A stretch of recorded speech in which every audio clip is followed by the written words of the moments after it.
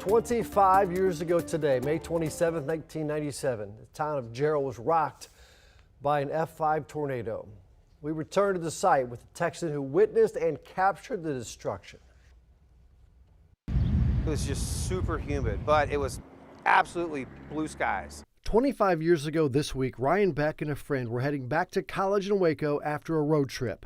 We always kind of found the adventures, but this one was not one we were looking for. They pulled off Interstate 35 at this gas station in Jarrell when the blue skies changed. And then we came back out of the store, and that's when we saw a small tornado. Now Beck says he liked taking pictures at the time, but he didn't have a camera with him. I went back inside and got a disposable camera and ran up on the 35 and started taking photos. It was over, he says, in 5 or 10 minutes. It was literally an F-Zero tornado. There's nothing to it. I mean, I'd almost call it cute. It was funny. Until it wasn't.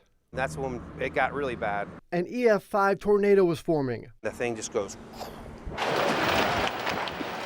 A storm churning with a power that hasn't been seen in Texas And it was barreling down. in the 25 years since. And the entire sky is just funneling into it.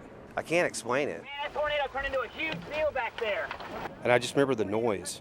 Apocalyptic is probably one of the better words I could probably find. It didn't seem real. It didn't seem like it was something that you could escape. There was no place to hide. It settles in, and then you're like, what do we do?